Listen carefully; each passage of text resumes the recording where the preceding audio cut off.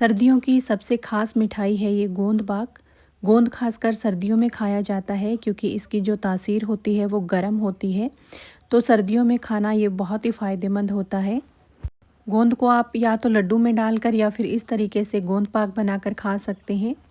इसका एक पीस अगर आप रोज़ खाते हैं तो आपकी हड्डियाँ मजबूत होंगी, इम्यूनिटी बढ़ेगी और जो भी शरीर में कमज़ोरी है वो दूर होगी। तो आज मैं आप लोगों के साथ गोंद पाक बनाने की बहुत ही आसान सी रेसिपी शेयर करूंगी, जिसे अगर आप पहली बार भी बना रहे हैं तो भी आप पहली बार में ही इसे एकदम परफेक्ट बनाकर तैयार कर सकते हैं। इसे बनाने के लिए आपको ना तो कोई मेज़रमेंट की ज़रूरत है, मिनटों में आप इसे बनाकर तैयार कर सकते हैं और खाने में बहुत ज़्यादा टेस्टी बनता है। तो चलिए बनाते हैं। तो इसे बनाने के लिए सबसे पहले हम गैस पर एक कढ़ाई रखेंगे। अब यहाँ पर मैं ले रही हूँ 1 कटोरी घी। सभी चीज़ें हम इसी कटोरी से नाप कर लेंगे, तो आपको इसमें ग्राम वगैरह से नापने की ज़रूरत नहीं है। आप कोई भी कप या कटोरी सेट कर लीजिएगा। घी को मेल्ट होने देंगे। जैसे ही घी मेल्ट होगा, अब यहाँ पर मैं ले रही हूँ उसी कटोरी से नाप कर गोंद। तो ये बबूल गोंद है जिसे एडिबल गम भी कहते हैं। तो 1 कटोरी ही मैंने यहाँ पर गोंद लिया है। गोंद को इस घी में थोड़ा थोड़ा डालकर इस तरीके से फ्राई करेंगे। पूरा गोंद घी में एक साथ नहीं डालना है, इस तरीके से हम बैचेस में थोड़ा थोड़ा डालकर गोंद को फ्राई कर लेंगे। अगर पूरा गोंद एक साथ डाल देंगे तो इसकी गांठें पड़ जाएंगी और ये अंदर से कच्चा रह जाएगा। इस तरीके से थोड़ा थोड़ा गोंद डालने से एक तो घी का कम यूज़ होता है और जो गोंद है वो भी अच्छे से फ्राई हो जाता है। तो इसी तरीके से सारा गोंद है वो डालकर हम घी में फ्राई कर लेंगे। घी में गोंद डालते ही ये बिल्कुल इस तरीके से फूल जाएंगे, बिल्कुल पॉपकॉर्न की तरह। अब पूरे गोंद को मैंने फ्राई कर लिया है। ये देखिए, इसे एक प्लेट में निकाल लिया है। अब इसे ठंडा होने देंगे। अब इसी कटोरी से नाप कर मैं यहाँ पर ड्राई फ्रूट्स ले रही हूँ। तो ड्राई फ्रूट्स में मैंने बादाम और काजू लिए हैं। ड्राई फ्रूट्स की क्वांटिटी आप अपने अकॉर्डिंग कम या ज़्यादा कर सकते हैं, या फिर आपको जो भी ड्राई फ्रूट्स पसंद हो आप इसमें ऐड कर सकते हैं। तो ड्राई फ्रूट्स को मिक्सी जार में डालकर दरदरा सा पीस लेंगे। आप चाहें तो आप इसे चाकू से भी कट कर सकते हैं। अब इन पीसे हुए ड्राई फ्रूट्स को एक बर्तन में निकाल लेंगे। अब वही वाला मिक्सी जार फिर से लेंगे। इसमें डालेंगे इलायची के दाने। तो इलायची को मैंने छिलका हटाकर डाल दिया है।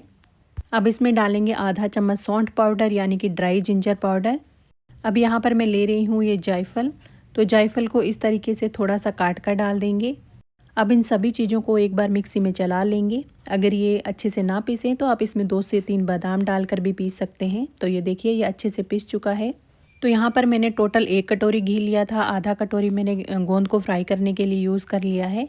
अब जो बाकी बचा हुआ आधा कटोरी घी है उसमें से 4 चम्मच घी इस कढ़ाई में डालेंगे। अब इस घी को मेल्ट होने देंगे। जैसे ही घी मेल्ट होगा, इसमें हम ऐड करेंगे गेहूं का आटा। तो 1 कटोरी ही मैंने यहाँ पर गेहूं का आटा लिया है।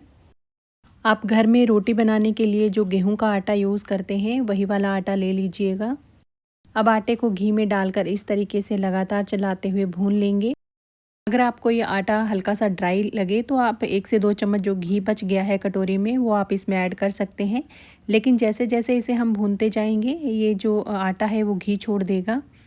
गैस की फ्लेम को लो टू मीडियम रखेंगे और 6 से 7 मिनट इस तरीके से लगातार चलाते हुए आटे को घी में भून लेंगे। तो ये देखिए, घी में आटा अच्छे से भुन चुका है। बस इतना ही कलर इसका चेंज करना है। अब इसमें हम डालेंगे 1 कटोरी डेसिकेटेड कोकोनट यानी कि नारियल का बुरादा। ये नारियल का बुरादा आपको आसानी से किसी भी ग्रोसरी स्टोर पर मिल जाएगा।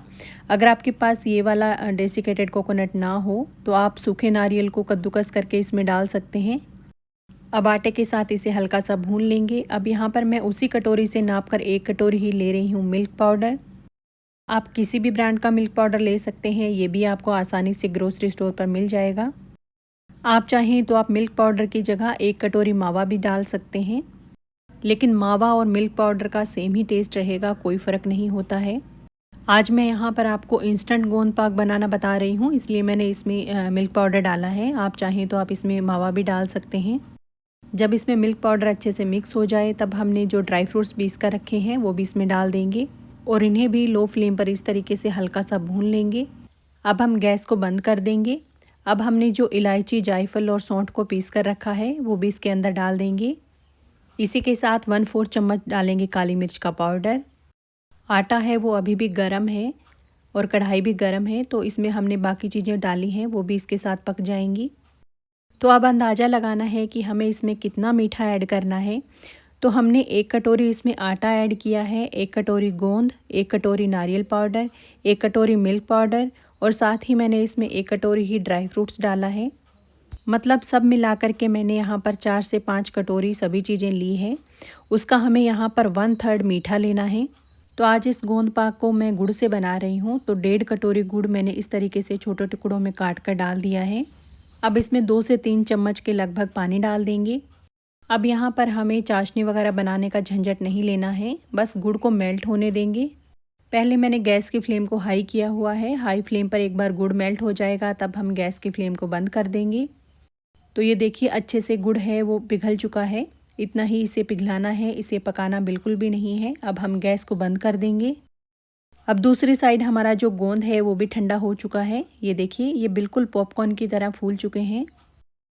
जब ये गोंद इस तरीके से ठंडा हो जाएगा तब इस गोंद में से हम थोड़ा सा गोंद एक कटोरी में निकाल लेंगे। इस गोंद को हम बाद में यूज़ करेंगे।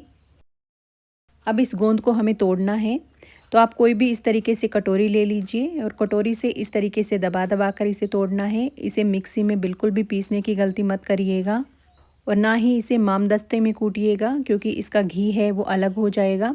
इस तरीके से कोई ग्लास या कटोरी ले लीजिएगा और इसे दबा दबा कर इस तरीके से तोड़ लीजिएगा। ये बहुत ही आसानी से टूट जाता है। अगर कोई गोंद साबुत रह जाए तो कोई दिक्कत नहीं है, बिल्कुल चूरा इसका नहीं करना है। इस तरीके से इसे मोटा मोटा तोड़ लेंगे। अब इस गोंद को सभी चीज़ों के साथ कढ़ाई में डालकर इस तरीके से मिक्स कर लेंगे। कढ़ाई को मैंने गैस से नीचे उतार रखा है। अब हमने जो गुड़ को मेल्ट किया है वो भी इसके अंदर डाल देंगे। अब इस गुड़ को सभी चीज़ों के साथ मिक्स कर देंगे।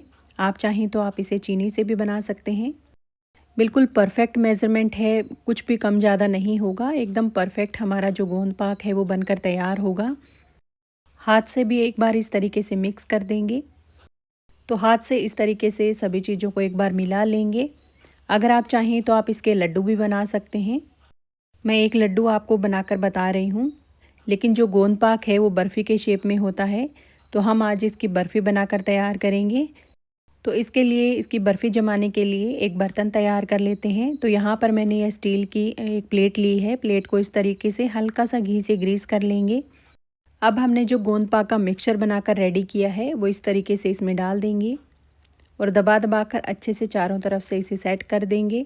जब प्लेट में इस तरीके से अच्छे से सेट हो जाए तब हमने जो गोंद साइड में बचा कर रखा था वो इसके ऊपर इस तरीके से डालकर हल्का सा दबा दबा कर इसे सेट कर देंगे, ताकि जो गोंद है वो ऊपर से दिखे तो पता लगे कि हमने यहाँ पर गोंद बनाकर तैयार किया है। आप चाहें तो आप इस पर थोड़े से कटे हुए ड्राई फ्रूट्स लगा सकते हैं। मैं इस पर थोड़े से कटे हुए पिस्ता भी लगा रही हूँ और इस पर थोड़ी सी सूखी गुलाब की पंखुड़ियाँ भी लगा दी है, ताकि हमारा गोंद पाक दिखने में और भी टेस्टी दिखे। प्लेट में इसे डालकर तुरंत इस तरीके से कट लगा के छोड़ दीजिएगा। अगर आप इसे बाद में काटेंगे तो थोड़ी सी दिक्कत आएगी। तो ये लीजिए, बहुत ही टेस्टी हमारा गोंद पाक बनकर तैयार है। तो फ्रेंड्स, आज की मेरी ये रेसिपी आपको कैसी लगी मुझे कमेंट में ज़रूर बताइएगा। और अगर आपको मेरी ये रेसिपी पसंद आई हो तो वीडियो को लाइक और चैनल को सब्सक्राइब करना बिल्कुल मत भूलिएगा। तो फिर मिलते हैं इसी तरीके की आसान रेसिपी के साथ। तब तक टेक केयर, बाय बाय।